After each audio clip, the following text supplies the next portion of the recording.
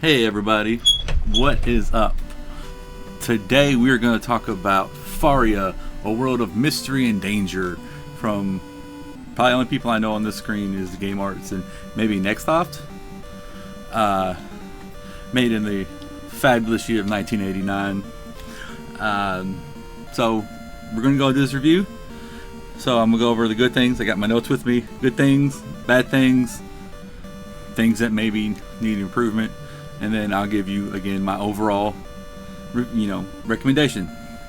So we'll start at some random save. And we'll leave the town. So I think the best thing is probably the combat is fairly easy. You just have 6 or 7 items, which most of you don't get until later. And then you just go around and stab. And it's Legend of Zelda pretty much, which is not a bad thing. And this is way far back. I can already tell. Gonna get in trouble for using save states instead of the saves in the game. But combat is fairly simple. You can shoot bows and arrows. You can jump. There's magic and bombs and stuff. And then there's the wizard glasses so that you can see invisible enemies. So I think one of the best things is the resurrection on death. I always have been a fan of, you take them back to the last save point or whatever, and they keep everything and you just keep going. But you take away half their monetary units, if that's gold or gil or zenny or whatever, and they just keep playing.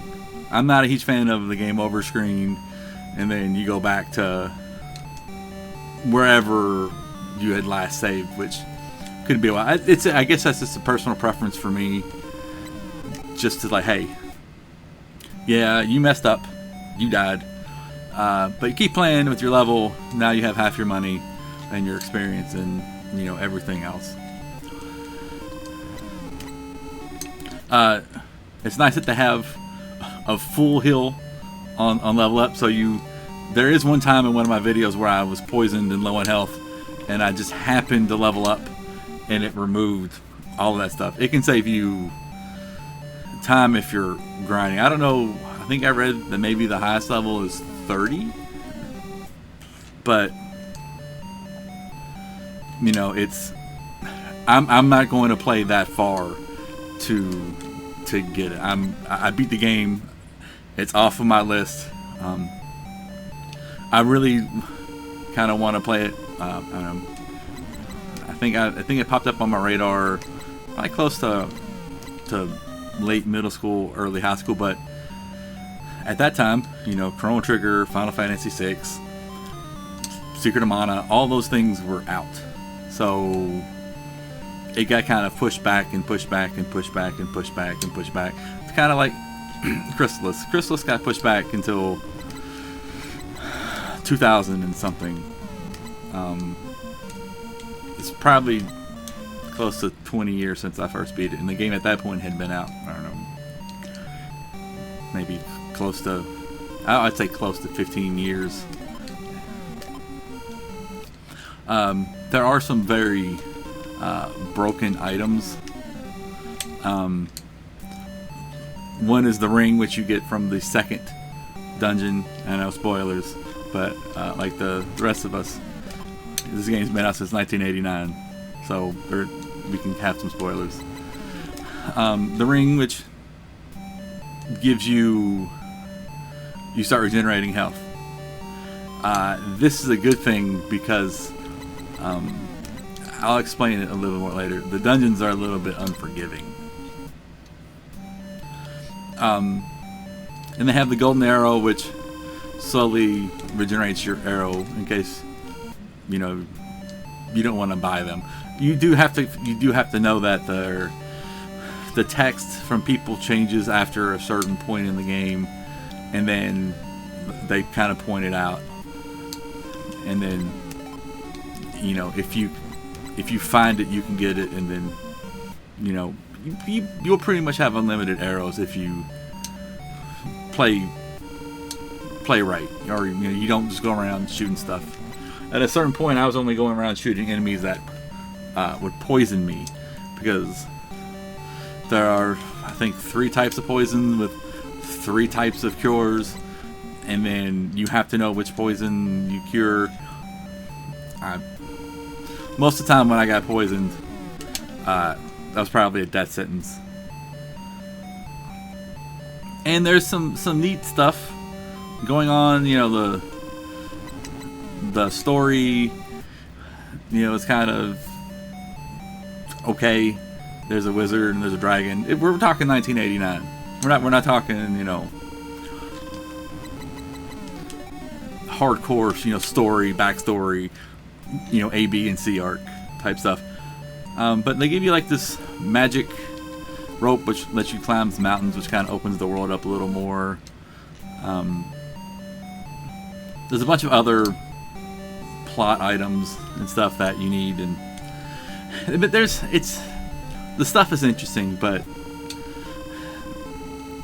some of the things that I'm about to talk about, which is the kind of the bad stuff, kind of overshadows all of the stuff. So getting on to some of the bad stuff, the dungeons are rather large with no map. You have, from what I understand about the game, you have no map in the dungeon. So like in Legend of Zelda, which I kind of compare this to, there is no map. You have maps, and you're like, okay, I can go here and I can do this, and these 2 rooms have a blank spot, so maybe there's a secret here. No, there's none of that. And in one of the dungeons, you have to find the secret pathway to go beat the boss, which I think is a little bit more understandable if there is a map of some sort, not just, here's this random place and you just have to kind of figure it out. It's got kind of the NES, 1980s and 1990s difficulty. But as I was telling Shade, when I finally beat it, it's like,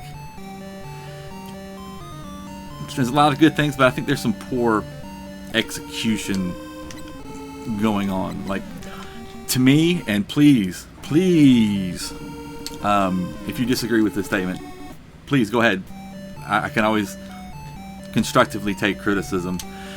The hardest dungeon in Legend of Zelda is easier than the easiest dungeon here. So what I'm trying to say is, the easiest dungeon in Faria is much more difficult than the one in the level 8 in Zelda. Please disagree with me, but I find that to be true with no map. It just, you have to find 3 statues and then know what doors the statues open in what order, and it just, you have to wander around for a while.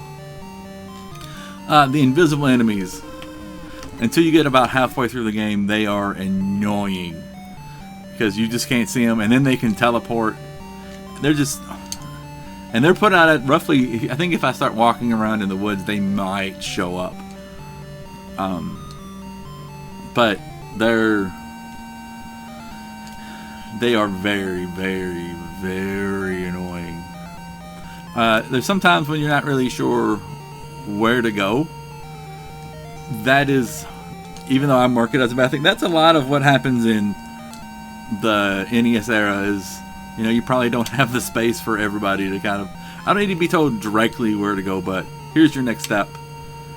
Here's what we're working on. type deal.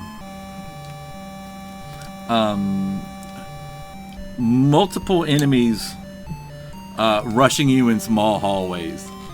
They like to put, the little, I guess maybe nothing's gonna pop up here, but they like to put like enemies in hallways and then kind of rush you with all the enemies, and it does tend to kind of get annoying, especially ones that poison you. Yeah, you can use your bow and arrow. Yes, you can jump over them, but it's just still kind of annoying that they do that. Specific vendors, you have to sell items specifically to those specific vendors, which makes some of the stuff I just didn't even bother with it, so I would just drop it. I wouldn't even bother to sell it. I would just drop it, which I know it's, you know, giving up on money, but I'm not going to go back to wherever I got the sword and sell it. Even though wings are 15 gold a piece, I'm just not going to do it. And to add upon that, this has a jewel system, and I guess you would compare this jewel system to like Seven Sagas jewel system. You know, this one's worth 100, this one's worth 500, this one's worth 1,000, blah blah blah. They tend to be rather useless because you have to go all the way back to the beginning of the game. I've only seen the one place that sells them, so, and you can just grind out the money. It's not, sometimes it's bad, but it's not that bad. It's not horrible. To kind of go back to the enemies, they can move diagonally. You cannot move diagonally at all. So, you know, it can be a pain sometimes because they'll put you in small rooms and these enemies are moving diagonally, and then they rush you, and then they knock you off of a, you know, a cliff or into the lava pits or whatever they are. I don't know the name of them. They're little red and black pits, maybe fire pits. This is annoying.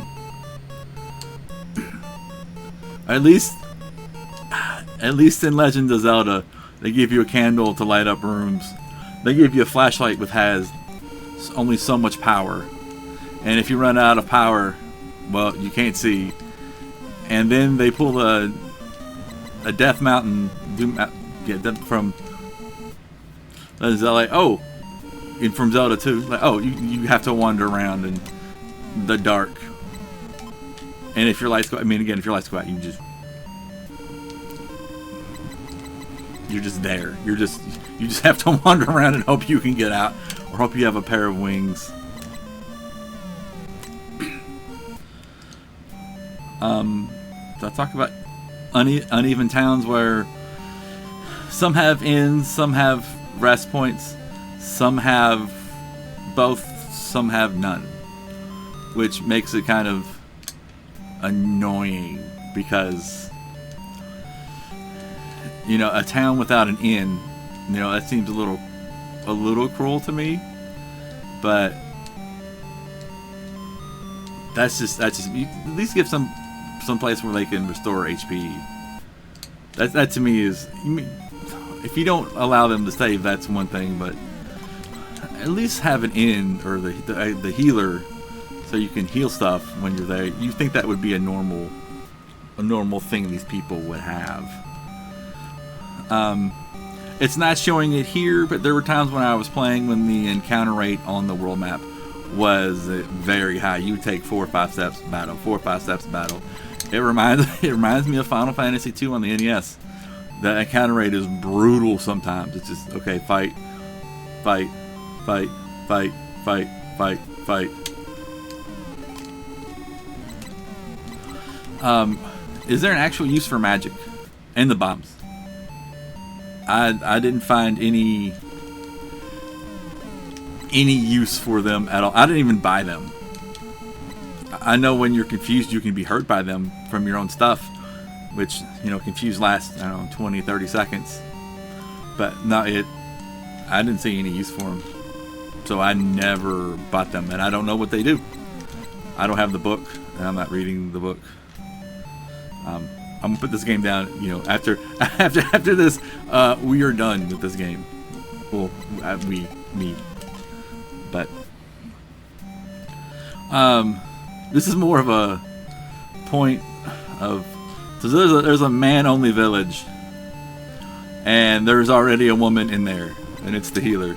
I'm like, so why do you have this man-only village with, oh, you know, a woman? I guess that's the oversight from, you know, NES days. They just had the one sprite, but don't lie to me that this is a man-only village.